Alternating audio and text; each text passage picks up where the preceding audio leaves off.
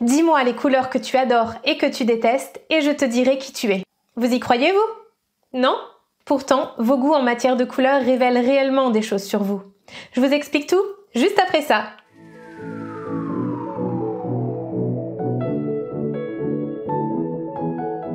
Les couleurs que l'on préfère nous laissent des messages. Elles viennent apporter des choses, au niveau émotionnel, pour nous aider à retrouver l'harmonie, l'équilibre. Nos goûts varieront en fonction de notre personnalité. Les couleurs viendront parfois compenser un manque et nous soutenir si on les trouve attrayantes. A contrario, si leur vue nous dérange, c'est qu'il y a une faille ou un trop-plein. Et donc ça nous donne des pistes en vue de rééquilibrer ce qui peut l'être. En le faisant, nos perceptions vis-à-vis d'elles peuvent changer. Je tiens à préciser que je ne suis pas médecin, que le contenu de cette vidéo est une synthèse, que vous ne pourrez pas forcément vous retrouver dans tous les points cités pour vos couleurs préférées, mais je vous invite à prendre ce qui résonne et fait du sens pour vous. Laissez-vous surprendre. Allez, voyons le symbole des différentes couleurs. C'est parti, et on va commencer par la couleur rouge. Le rouge symbolise la vie, la passion, l'action, la sécurité, la chaleur, la relation à la mer, la stabilité, l'ancrage et les biens matériels. Voici le message du rouge et du rouge écarlate. Si tu adores le rouge, tu as besoin d'action et de chaleur. Donc, tu peux être quelqu'un de frileux. Tu es passionné, courageux. Le rouge symbolise la résistance à la fatigue. Tu es un travailleur acharné. Tu peux être aussi extraverti, sportif, impatient, autoritaire, impulsif et aussi t'emporter parfois comme une tornade. Si c'est plutôt le rouge écarlate que tu adores, tu as besoin de sécurité, d'enracinement. Les biens matériels te rassurent. Tu peux également faire des achats compulsifs pour te sécuriser ou souffrir de troubles alimentaires. Ta mère n'a peut-être pas répondu à tes attentes dans l'enfance. Il a pu y avoir des tensions avec elle. Ou alors, peut-être qu'elle te manque aujourd'hui. Si tu n'aimes pas le rouge, c'est le signe que tu en fais trop, que tu as besoin de repos. Tu épuises tes réserves en énergie, ce qui peut te faire vivre du découragement. Le rouge t'agresse et tu ne supportes plus aucune agression. Tu peux parfois souffrir de mal de dos, de bouffées de chaleur ou d'inflammation. Si c'est le rouge de type écarlate que tu n'aimes pas spécifiquement, il est possible que tu sois en conflit avec l'image de la mère que tu rejettes. Ta mère a pu être étouffante dans ton enfance. Elle était peut-être dans la surprotection. Tu peux souffrir de douleurs aux jambes, aux pieds ou au bas du ventre. Le chakra rouge est le chakra racine ou de base. Il représente le je suis, l'ancrage, la sécurité, le sang, le squelette, le système reproducteur, les reins et les dents. Du côté de la lithothérapie, en pierre rouge, vous avez le grenat par exemple. Le grenat est connu pour le fait qu'il augmenterait la tension, donc à éviter en cas d'hypertension, mais à privilégier en cas d'hypotension. Il lutterait également contre la fatigue et aiderait en cas d'anémie. Par contre, il faudra éviter de porter des pierres rouges si on est tendu, facilement énervé ou de tempérament colérique. Bon, passons à la couleur orange. Le orange symbolise le mouvement, la sensibilité, la joie, la résistance au stress, les émotions et la sensualité. Voici le message du orange. Si tu adores le orange, tu as besoin de bouger, de faire la fête, de créer. Tu adores les plaisirs de la vie, les célébrations, la musique. Tes amis disent de toi que tu es une vraie pile électrique. Tu vis ta vie à 100 à l'heure. Tu as besoin de ressentir tes émotions et d'avoir des gens autour de toi. Tu es sensuel et épicurien. Tu es affirmé et déterminé. Tu es plutôt du genre sportif, aventurier, sociable, chaleureux, extraverti. Tu recherches les stimulations sensorielles. Si tu n'aimes pas le orange, tu as grandement besoin de te poser, de stabilité, de calme. Tu es certainement hypersensible. Tu ne supportes plus le bruit, le stress. Ton système nerveux est peut-être fatigué. Petite parenthèse par rapport au système nerveux, c'est plus fort que moi. On peut soulager nos glandes surrénales en évitant la caféine, présente dans le café, le thé, le chocolat par exemple, en prenant de l'ashwagandha, en réduisant le stress comme en faisant par exemple de la cohérence cardiaque, en réduisant les aliments gras et en évitant les longues périodes sans manger. Mais je développerai tout ça dans de prochaines vidéos. Revenons-en au sujet. Le chakra orange est le chakra sacré, appelé aussi hara ou tantien. Il est situé juste en dessous du nombril, il exprime le je ressens et a un lien avec les émotions, la création, la vie, les glandes surrénales, le ventre et le système locomoteur. En pierre orange, vous avez la cornaline qui aiderait en cas de problème du système reproducteur. Elle augmenterait la fécondité, réduirait les maux de ventre ainsi que le stress, aiderait à la cicatrisation et augmenterait la vitalité. Voyons voir le jaune maintenant. Le jaune se rapporte aux connaissances acquises. Il stimule nos facultés mentales, symbolise la joie, la confiance en soi, l'estime de soi, l'individualité, la clarté d'esprit, l'intellect et l'impulsivité. Il aide en période de prise de décision. Voici le message du jaune. Si tu adores le jaune, tu es quelqu'un de plutôt optimiste, spontané, créatif et enthousiaste. Tu aimes aussi tout comprendre et analyser. Tu apprécies la compagnie des intellectuels et des gens brillants. Tu es d'un genre curieux et avide de clarté. Tu manques parfois de confiance en toi et tu aimes obtenir de la reconnaissance des autres, obtenir de l'attention, être sous les projecteurs. Tu peux aussi être assez perfectionniste, impulsif et têtu. Si tu n'aimes pas le jaune, tu te sacrifies peut-être trop pour les autres, en t'oubliant jusqu'à perdre ce qui fait ton identité. Tu peux également te dévaloriser complètement, avoir du mal à faire face au changement et aussi souffrir de problèmes digestifs. En cas de problème digestif, pensez à l'infusion à la menthe, sans arôme ajouté, même ceux du naturel, au gingembre ou encore à l'aloe vera. Et encore une fois, réduisez les aliments gras ainsi que les protéines d'origine animale. Le chakra de couleur jaune est le plexus solaire. Il exprime le « je veux », l'affirmation de soi, la volonté, l'ambition, les désirs, les émotions. Dans le corps, il concerne la lymphe et les organes digestifs, estomac, pancréas, rate, foie, intestin, etc. En pierre jaune, vous avez la citrine qui apporterait de la joie, éloignerait la dépression, boosterait la créativité et la confiance en soi. Elle aiderait également à mieux digérer et donnerait de l'énergie au foie. Pour illustrer mes propos par rapport au jaune, je dois vous dire que même si cela n'est pas ma couleur favorite, je l'apprécie bien. D'ailleurs, il est souvent présent sur mes visuels comme vous avez pu le constater. Et je vous parlais tout à l'heure d'aimer être sous les projecteurs. Eh bien, en plus de ce que je vous ai dit de moi dans la présentation de ma chaîne, je dois vous dire que je suis également chanteuse. D'ailleurs, ça, c'est un de mes costumes de scène. La musique est ma première grande passion. Je vous mettrai un lien ou deux en barre d'infos pour les curieux. Je voudrais vous raconter une petite anecdote par rapport au jaune. Quand j'ai décidé de changer de voie professionnelle, j'ai eu quelques doutes. J'ai ressenti un petit manque de confiance en moi. Parce que le changement, ça peut faire peur. Et j'avais plein d'envies, plein de projets à réaliser, mais je ne savais pas par où commencer. À cette période, le jaune est devenu plus présent dans ma vie. J'ai flashé sur un canapé jaune, des chaises jaunes, à la maison on a peint les murs en jaune. Tout ce jaune a dû venir compenser ce manque de confiance. D'ailleurs, même mon ordinateur est jaune. Bon, passons maintenant à la couleur verte. Le vert symbolise la liberté. Il fait référence à la nature, aux besoins d'espace, d'indépendance, d'autonomie, à l'espoir, la compassion, le besoin de découvrir, ou encore la vision, c'est-à-dire les yeux, mais également à l'immunité et à la gestion des toxines. Il symbolise la flexibilité, la tolérance. Certains disent que c'est la couleur de guérison. Voici le message du vert. Si tu adores le vert, tu as besoin de liberté, d'espace, de renouveau, de te connecter à la nature ou encore de plus de temps avec toi-même. Tu ne supportes pas les lieux confinés et qu'on te dise ce que tu dois faire. Tu veux qu'on t'accepte comme tu es, sans devoir rentrer dans une case. Tu es généreux, sympathique, compatissant et curieux. Tu aimes partager. Tu veux aimer et être aimé. Tu peux être de nature bavarde. Tu peux être attiré par l'art, la photographie ou la mise en lumière, éclairagiste par exemple. Si tu n'aimes pas le vert, tu es déjà libre, trop même. C'est de cadres, de repères, de limites dont tu aurais besoin. Tu as pu te sentir abandonné ou livré à toi-même dans l'enfance. Tu as du mal à supporter la solitude. Tu n'apprécies pas le laisser-aller, le laxisme. Tu as aussi pu voir des choses qui t'ont choqué et que tu ne veux plus jamais revoir.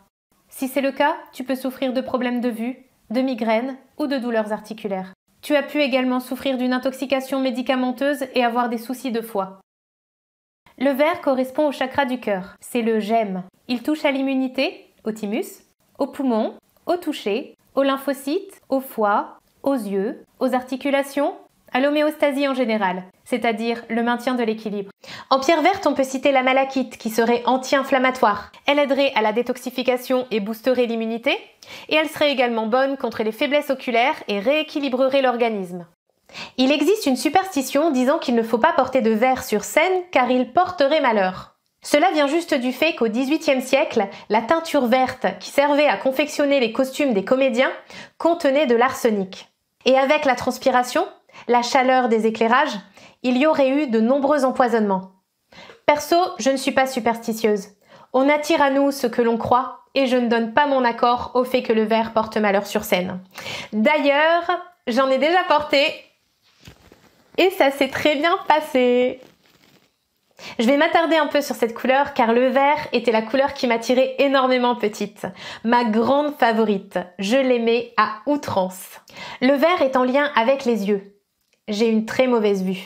Là, je porte des lentilles, mais petite, j'ai subi du harcèlement scolaire à cause de paires de lunettes qui ne passaient pas du tout inaperçues. Je vous parlais tout à l'heure d'espace confiné. Eh bien, en effet, je dois vous avouer que je suis un peu claustro. J'ai besoin de mon espace. Mon éducation a été assez stricte, avec différentes règles, rythmées par des croyances issues de la chrétienté. Quand je dis strict, ce n'est pas une critique. Je veux dire que c'était cadré. Et je souligne que je ne reproche absolument rien à mes parents qui ont fait de leur mieux. Il n'y a ici aucun jugement. Je tente juste d'expliquer mon ressenti par rapport à mon attrait pour le vert. On est tous différents, et nos perceptions sont différentes. D'ailleurs, les enfants issus d'une même fratrie n'auront pas forcément les mêmes goûts en termes de couleurs, même s'ils ont reçu la même éducation. Ma sœur, par exemple, sa couleur préférée était le bleu, et non le vert. Bref, en ce qui me concerne, j'ai toujours défendu mes opinions et mon droit d'être qui je suis, sans devoir jouer le rôle de quelqu'un d'autre pour être acceptée.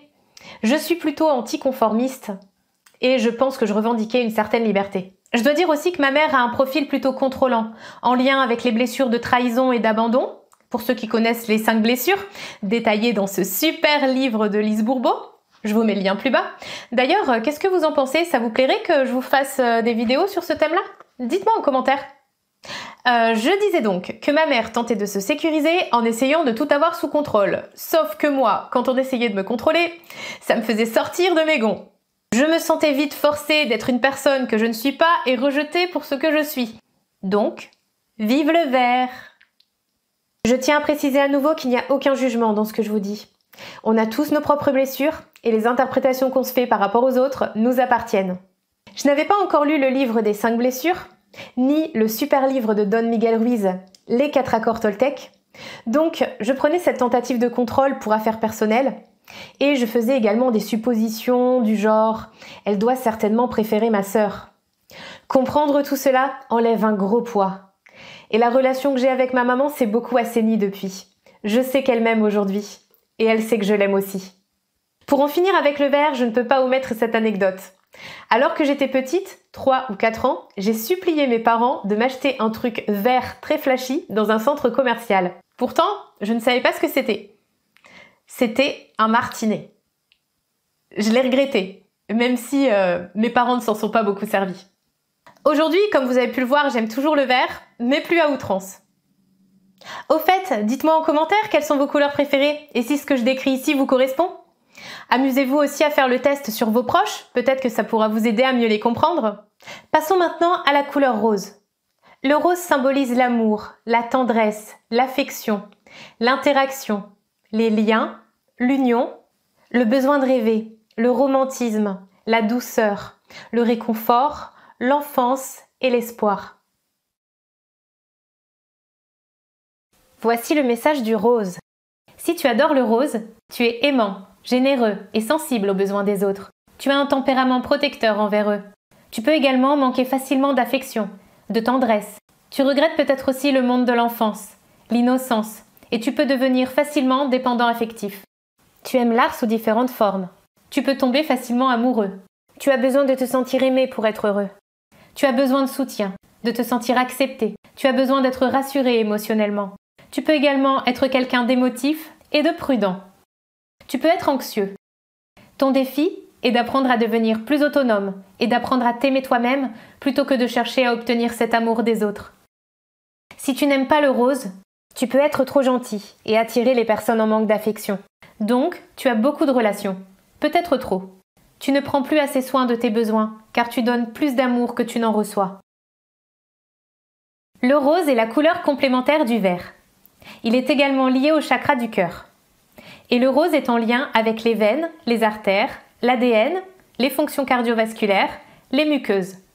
En lithothérapie, j'aurais pu vous parler du célèbre quartz rose, mais j'ai préféré choisir la rhodochrosite que j'affectionne particulièrement. Cette pierre représentant l'amour et la compassion serait anti-stress et apporterait libération émotionnelle, quiétude et réconfort. Elle aiderait à prendre conscience de sa propre valeur. Personnellement, j'aime le rose et sa couleur complémentaire, le vert, comme on l'a vu tout à l'heure. Et ce n'est pas pour rien que je sélectionne régulièrement les couleurs vertes, roses et jaunes dans mes visuels. Cependant, je connais des personnes qui adorent le rose, mais qui ne supportent pas le vert. Ce sont des personnes qui sont indépendantes et à qui personne ne dit ce qu'elles doivent faire. J'en ai déduit qu'elles sont tellement libres, trop même, que pour leur liberté, elles ont renoncé à beaucoup. Notamment au niveau affectif ou social, et elles se sentent seules. On va voir la suite. Au fait, si vous appréciez cette vidéo, n'hésitez pas à mettre un petit pouce pour m'encourager dans mon travail. Et si vous vous intéressez au développement personnel, à la nutrition ou à la naturopathie, 3 thèmes que vous retrouverez régulièrement sur cette chaîne, vous pouvez vous abonner et activer la petite cloche pour ne rien manquer. Laissez-moi vos impressions, anecdotes, ou si vous ne savez pas quoi écrire, écrivez juste le hashtag couleur pour le référencement en signe de soutien. Merci à vous! Je vais regrouper les 2 prochaines couleurs car elles sont liées au même chakra. Il s'agit du turquoise et du bleu. Commençons par le turquoise. Le turquoise symbolise l'eau, le changement, la transformation, le nettoyage, le besoin d'éliminer, le besoin de propreté, l'évolution, l'équilibre émotionnel, le calme, l'organisation et la concentration. Le bleu symbolise l'air, le besoin de respirer, l'échange, l'écoute, la communication, la réceptivité, le besoin de fraîcheur, la sagesse, la patience et la loyauté. Voici le message du bleu. Si tu adores le turquoise, tu es quelqu'un de plutôt bien organisé et multitâche. Tu ne supportes pas le train-train quotidien, la monotonie. Tu as besoin de changement, d'évoluer. Tu apprécies l'eau, le milieu aquatique. L'hygiène est importante pour toi. Tu es compatissant. Tu préfères influencer les autres plutôt que de les diriger de façon autoritaire. Tu as une bonne intuition. Tu recherches l'équilibre émotionnel. Certaines personnes peuvent te trouver instable. Si tu aimes le turquoise à outrance, que tu as une obsession pour la propreté, tu cherches peut-être inconsciemment à te purifier d'une salissure. Si tu adores le bleu, plutôt introverti, tu n'oses pas trop affirmer qui tu es et définir tes besoins et tes désirs. Tu peux tenter de cacher ta vulnérabilité. Tu te remets souvent en question. Plutôt docile face à l'autorité, tu recherches la paix. Tu es digne de confiance et ordonné. Tu peux avoir besoin d'air, de calme, de repos, de vacances, car tu as donné tellement d'énergie à ton entourage ou dans ton travail que tu te sens vidé. Tu peux avoir besoin de recharger tes batteries. Tu peux rechercher de la fraîcheur. Tu peux être aussi en manque d'échange parfois et être sentimental. Tu n'aimes pas trop attirer l'attention. Si tu aimes le bleu à outrance, que tu as la sensation de manquer d'air et qu'il t'aide à ce niveau, tu as pu avoir des soucis respiratoires à la naissance, tels que le cordon ombilical autour du cou par exemple.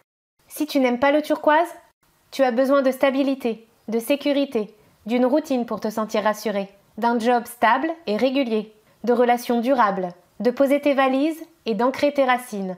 Le turquoise peut te rappeler que le passé t'a un peu trop ballotté de droite à gauche. Tu es peut-être triste ou encore en deuil.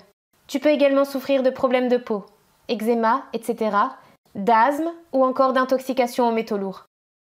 Si tu n'aimes pas le bleu, tu peux avoir un besoin pressant d'être écouté, être bavard car tu n'as pas été assez écouté dans l'enfance. Tu peux souffrir de cervicalgie, de rhume, de maux de gorge à répétition ou de problèmes auditifs. Le chakra de couleur bleue est le chakra de la gorge. Il exprime le « je dis ». Il est en lien avec la peau, les mains, la thyroïde, la parathyroïde, les poumons, les cordes vocales, la gorge, le cou, le nez, les oreilles, la nuque ou la mâchoire. En pierre bleue, je peux vous citer la calcédoine, qui est connue pour être la pierre des chanteurs et des orateurs. Elle lutterait contre l'enrouement et les extinctions de voix. Elle instaurerait calme et paix. Elle soulagerait aussi des bouffées de chaleur. L'indigo symbolise l'intuition. Il est sédatif et calmant. Il symbolise la cohérence, la paix, l'harmonie, le sommeil, l'appartenance à un groupe, le besoin d'intégration, la concentration, la justice, le besoin de calme, de tranquillité, de relaxation, et la prudence. Voici le message de l'indigo et du bleu nuit. Si tu adores l'indigo, tu es très intuitif. Tu es souvent calme, prudent et réservé. Le désordre et l'imprévisible te submergent vite. Tu n'aimes pas te précipiter. Tu apprécies le silence. Tu ne supportes pas les conflits, le stress et la confrontation. Il est possible que tu aies subi beaucoup de stress dans le passé et que cela t'ait rendu hypersensible. La justice est importante pour toi et tu peux défendre facilement les droits des autres. Tu es souvent dans la lune. Tu peux vite devenir accro, addict. Si c'est plutôt le bleu nuit que tu adores, tu recherches l'harmonie, l'unité, la cohésion sociale. Tu aimes être en communauté. Tu peux manquer de sommeil. Ta famille peut aussi te manquer. Tu as besoin de personnes sur qui tu peux compter. Tu aimes l'humanitaire et tu es coopératif. Si tu aimes cette couleur à outrance, tu peux souffrir d'insomnie ou être hypersensible à la lumière du soleil. Si tu n'aimes pas l'indigo, tu as besoin de mouvement. Tu ne tiens pas en place. Le calme t'ennuie. Tu es sensuel. Ton sens du toucher peut être très développé. Tu as pu vivre un coma ou plusieurs anesthésies et cela a provoqué une aversion pour le calme qu'implique cette couleur. Si c'est plutôt le bleu nuit que tu n'aimes pas, tu peux avoir tendance à fuir la communauté pour préférer l'introspection et te développer toi-même. Tu privilégies ta propre personnalité car tu as pu te sentir étouffé par une communauté dans l'enfance, un internat ou une communauté religieuse par exemple. Le chakra de couleur indigo est le chakra du troisième œil. Il exprime le « je vois ». Il est en lien avec l'hypophyse, la glande pinéale, les hormones, les oreilles, le nez, les sinus, les yeux, le front et une partie du système nerveux. En lithothérapie, je peux vous citer le lapis lazuli, qui contrairement au grenat ferait baisser la tension, donc utile en cas d'hypertension, mais évité en cas d'hypotension. Il calmerait également les maux de tête, éviterait l'inflammation des bronches, du pharynx, des amygdales et soulagerait les névralgies. Le violet symbolise la connaissance, la guidance, la spiritualité, le besoin d'avoir un but, l'autorité, la relation au père, le besoin de protection et d'honnêteté, la sagesse, l'enseignement, l'orientation, la mémoire, la justice, la loyauté, les principes, la foi, les croyances, l'imagination et les rêves. Il élargit la conscience et encourage les activités créatives. Voici le message du violet. Si tu adores le violet, tu cherches des buts, des objectifs, un sens à ta vie, et tu aimes ce qui touche à la spiritualité. Tu aimes le mystère, tu es sensible et solidaire, tu es créatif et tu sais faire preuve d'originalité. Ton père a pu être absent dans ton enfance, ou alors il te manque. Tu peux avoir pour regret qu'il ne t'ait pas guidé davantage. Tu peux te sentir parfois perdu. Il est possible que tu apprécies la philosophie, mais par contre tu n'es pas à l'aise avec les responsabilités. Tu peux être souvent en retard et te disperser si tu entreprends trop de projets à la fois. Tu es généreux et intuitif. Tu es inspirant pour les autres. Si tu n'aimes pas le violet, tu peux être autoritaire. Tu aimes diriger, donner des ordres, mais tu n'apprécies pas d'en recevoir. Ton père était peut-être très strict. Tu as pu te sentir contrôlé enfant, ce qui t'a rendu rigide. Le chakra de couleur violette est le chakra coronal ou couronne, sur le haut de la tête. Il exprime le « je sais ». Il est en lien avec le cerveau, la mémoire, la glande pinéale, la bouche, les veines. En lithothérapie, je vais vous citer la plus connue des pierres violettes, à savoir l'améthyste. L'améthyste aiderait à se débarrasser des migraines et des maux de tête, ainsi qu'à mieux dormir. Elle réduirait l'anxiété, renforcerait la mémoire et aiderait à sortir des addictions. En plus d'être magnifique, l'amas d'améthyste peut aussi recharger les autres pierres.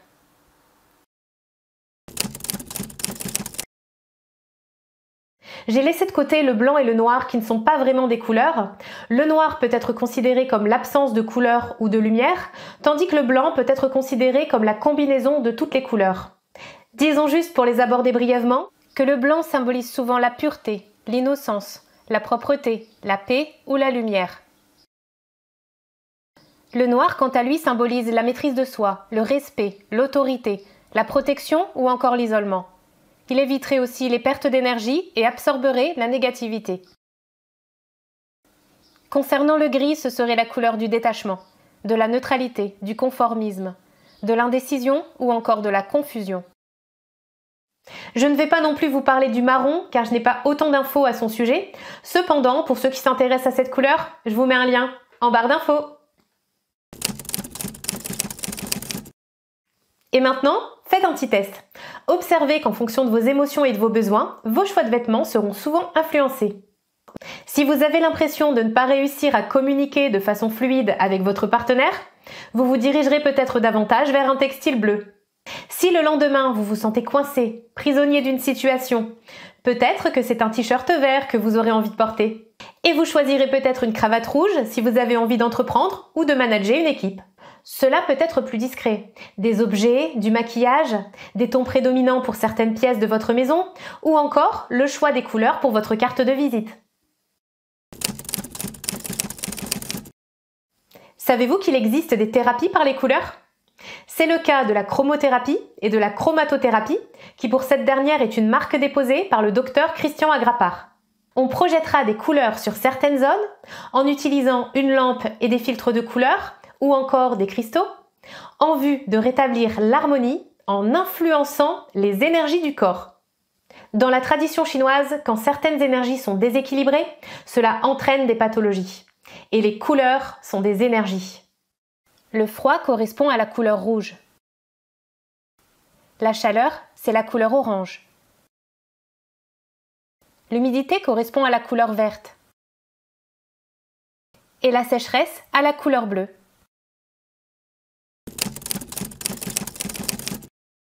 En cas de brûlure, il y a un excès de chaleur violent, que le corps ne peut pas rééquilibrer car c'est trop fort pour lui d'un coup.